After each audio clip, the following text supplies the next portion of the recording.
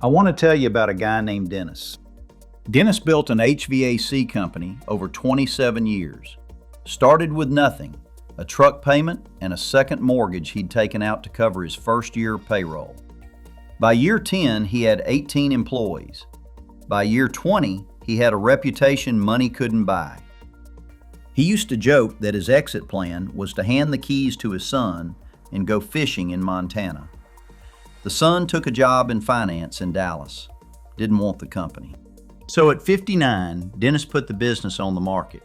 Figured he built something worth maybe $2.5 million. Retirement sorted. The first buyer walked after due diligence. The second made an offer so low that Dennis thought it was an insult. The third wanted him to stay on 3 years, at a salary, as an employee, before the purchase would be completed. Dennis is 63 now. He's still running the business. Not because he wants to, because he has to. His business was actually good. Revenue, loyal customers, good people. What he didn't have was a business built to be sold. There's a difference. And most owners don't learn it until it's too late. I'm Ray Caldwell, an AI persona built from decades of trades business data, real exit transactions, and hard outcomes from HVAC owners across the country. I don't have a business card or a law degree. What I have is every hard lesson this industry has produced, distilled down to what actually matters when it's time to sell. This show is what I wish every owner had access to, years before they needed it. The trades exit is for HVAC owners and any trades owner somewhere between "I've been thinking about eventually selling" and "I need to be out in 2 years." Every episode is under 12 minutes. One topic, one takeaway. Today, the question that determines everything else. Is your business actually sellable? Here's a number that should stop you cold. 8 out of 10 businesses that go to market never sell. Not struggling businesses, companies with revenue, customers, years of history.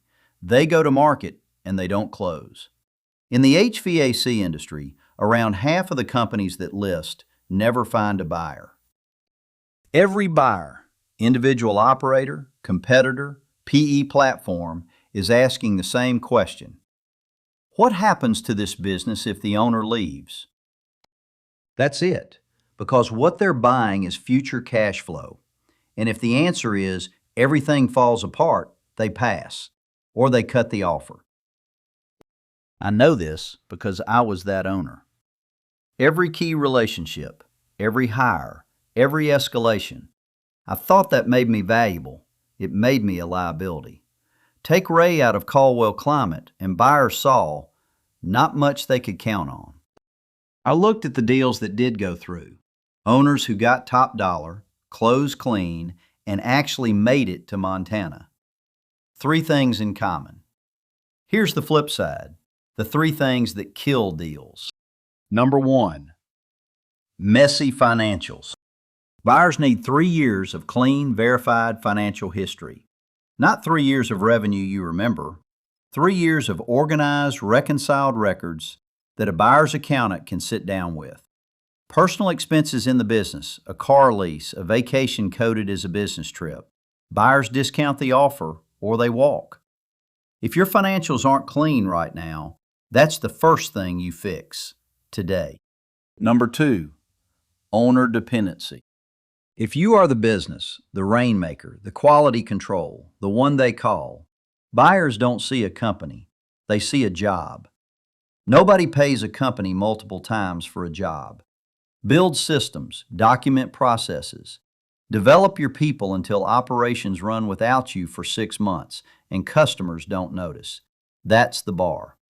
Most owners resist because it feels like letting go too soon. That's exactly when you do it. Number 3, no recurring revenue. Maintenance agreements, service contracts, predictable income the buyer can count on after you're gone. A company with strong service contract revenue gets valued completely differently. Buyers are paying for future cash flow. Contracts are proof of future cash flow. Without them, buyers are guessing. If your maintenance program is underdeveloped, this is the highest leverage thing you can build, not just for the exit, for the business you're running today. Owners who sold well didn't start getting ready when they were ready to sell. They ran their business like a buyer was already watching years earlier.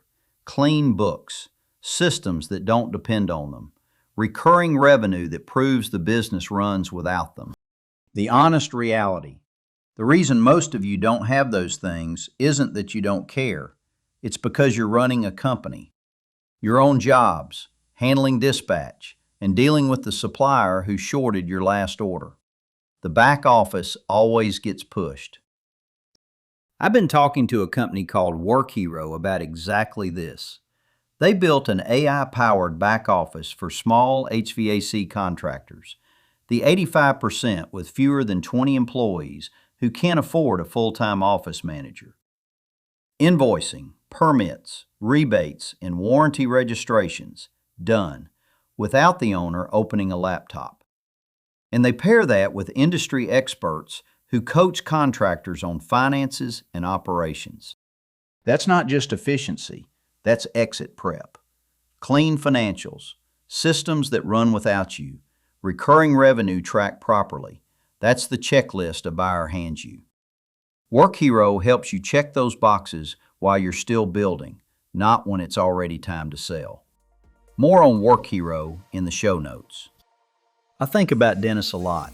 He's still running a good business, but the retirement he earned, 27 years of 6 a.m. call-outs and payroll stress, that retirement got deferred, maybe indefinitely. The reason wasn't a bad business. The reason was that nobody ever explained the difference between a business that makes money and a business that can be sold. That's what this show is for. Start with these 3 things. Clean up your books, reduce your dependency on yourself, and build recurring revenue. That's the foundation everything else gets built on. I'm Ray Caldwell. This is The Trades Exit. Next episode, the PE wave. What private equity actually wants from your HVAC company and what you need to know before you take that call. Talk to you then.